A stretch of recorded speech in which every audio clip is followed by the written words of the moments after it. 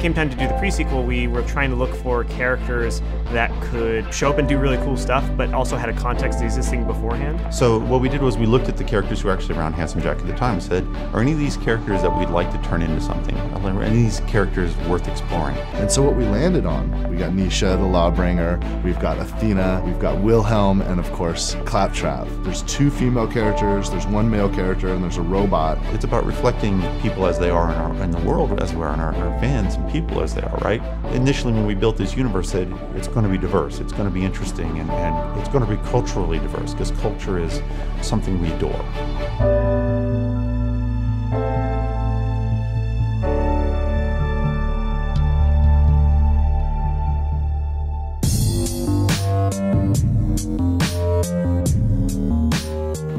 I got some feedback from Zach on the Sugar Wraths and how we're going to have the Wrathids attack the player, so I'm going to try out a couple of suggestions that he made, including giving them a lightning tether that could be funny, so I'm going to try it.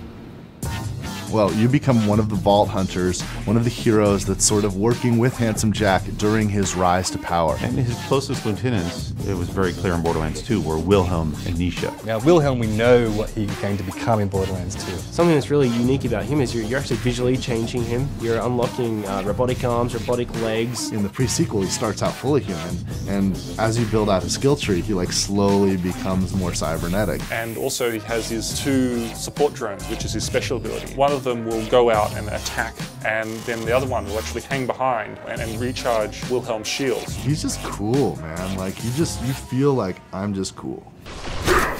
And then we've got Nisha, who's the gunslinger. So she's like sort of Wild West. Everybody loved Nisha. She was this character that we all regret killing off. Spoiler, yeah. So when you meet Nisha, she is a bandit that kills other bandits. She's just worse than Handsome Jack in many ways. Like, she just enjoys strangling puppies. She's actually just about the most evil character in the entirety of the Borderlands universe, and that's kind of fun. I know people have been asking, does Nisha have the whip? Well, yes, she has the whip, and it's a long-range melee attack. So Nisha's action skill is called Showdown, and it allows her to automatically aim at enemies. It gives her a bunch of buffs to a bunch of different things. And then if you iron sight and then quickly switch targets, you get that Clint Eastwood feeling of like bam, bam, bam, bam, bam, and then just sort of sheathing your gun really quickly. It's a thing that you're going to use in every single combat you get into because it's that useful. So what you're going to see here is during the action skill, any guy you shoot, the bullets will ricochet and hit multiple guys. So here's some torques. All right. So there's more guys here. So can I reset my action skill really fast? Do you have it? Oh, actually, it's going pretty cool. All right, do it. Okay, that is cool. Okay, I see the ricochet going on. Oh, that is cool. That Torque Queen did not survive that at all.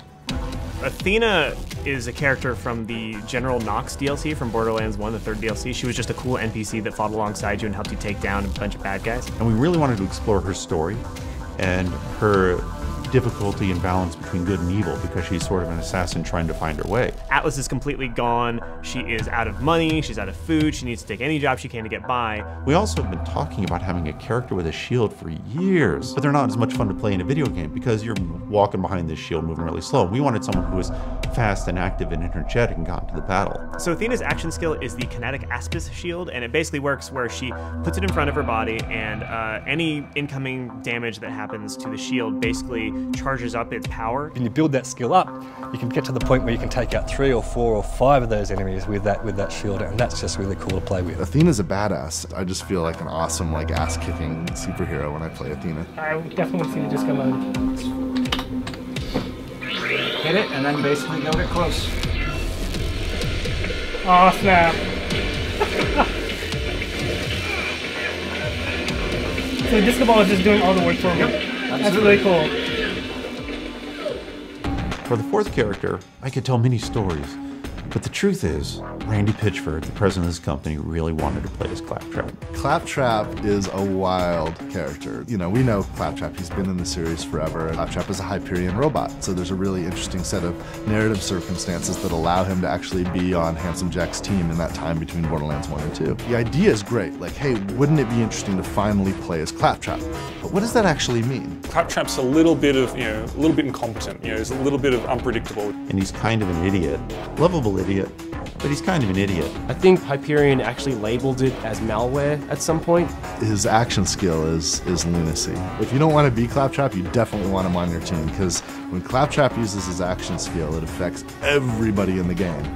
and oftentimes for good, but sometimes just weird stuff happens, just goofball stuff, and the whole gameplay changes. People are kind of telling the story of their experience of playing it as Claptrap, and everyone's going to have a completely different story to tell. Oh yeah, better come on!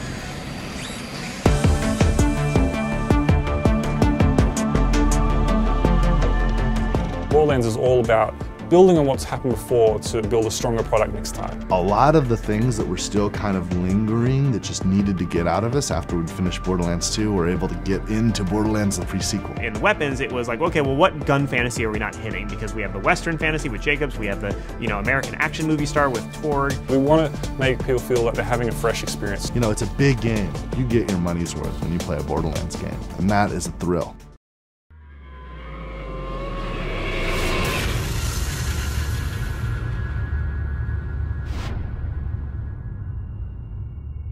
You coming?